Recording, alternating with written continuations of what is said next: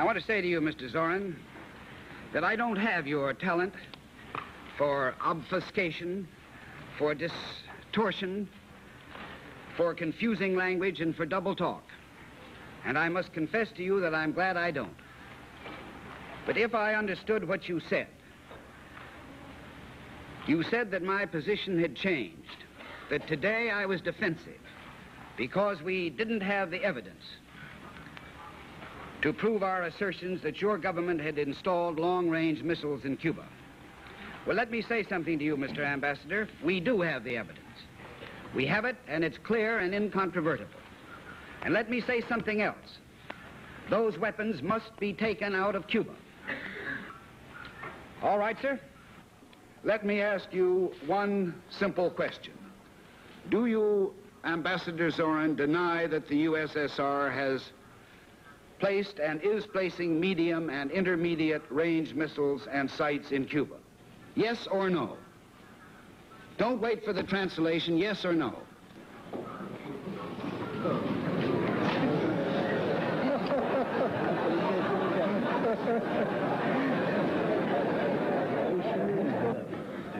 I should like to say Продолжайте вашу речь, господин Стивенсон. В свое время вы получите ответ.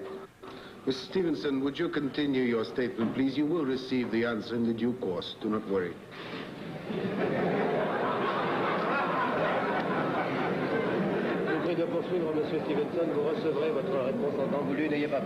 I'm prepared to wait for my answer until hell freezes over, if that's your decision. On October 25th, 1962, Adlai Stevenson addressed the UN Security Council and confronted Soviet Ambassador Valerian Zorin about the presence of nuclear missiles in Cuba. The Soviet Union had indeed begun the installation. The Soviets had reached an agreement with Raul Castro in July 1962. In his memoirs, Soviet Premier Nikita Khrushchev claimed that he sent the war materials to protect Cuba, as this was just over a year since the Bay of Pigs fiasco, an American-sponsored paramilitary invasion by Cuban exiles. Many historians, however, dispute this claim and see it as a way for the Soviets to even the missile gap. In addition to the missiles, the Soviets would also send troops, fighter planes, and bombers to Cuba. An American U-2 spy plane first photographed the missiles on October 14th during a flyover of Cuba. 2 days later, National Photographic Interpretation Center Director Arthur Lundau presented the evidence to President Kennedy, along with CIA Acting Director Marshall Carter and the CIA's quote-unquote missile man Sidney Graybeal. To properly assess the situation, Kennedy created the Executive Committee, or EXCOM. The EXCOM consisted of President Kennedy, Vice President Lyndon Johnson, Attorney General Robert Kennedy, members of the President's Cabinet, and advisors from the CIA, Department of Defense, and Department of State, among others. During the crisis, the committee met daily. Some members advocated an airstrike followed by an invasion of Cuba, while others favored issuing warnings to the Soviet Union and Cuba. Kennedy took the middle course. He increased surveillance of the island, and during his address to the nation on October 22nd, he ordered a blockade of Cuba. He also began behind-the-scenes dialogue with Nikita Khrushchev.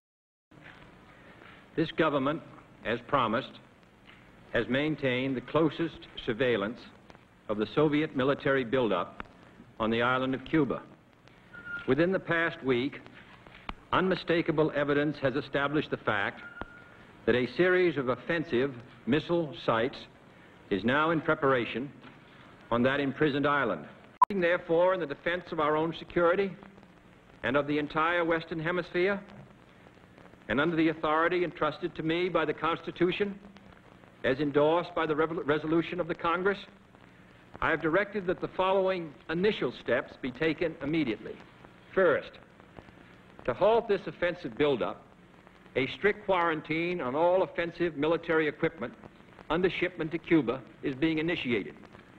All ships of any kind bound for Cuba, from whatever nation or port, where they're found to contain cargoes of offensive weapons, be turned back.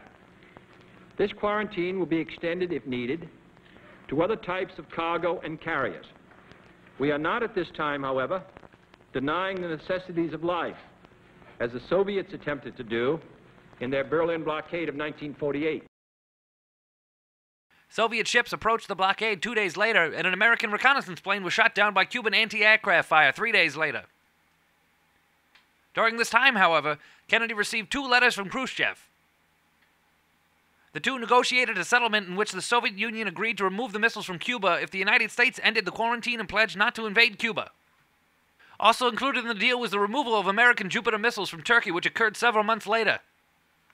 The Cuban Missile Crisis, what many call Kennedy's finest hour, was his ultimate test.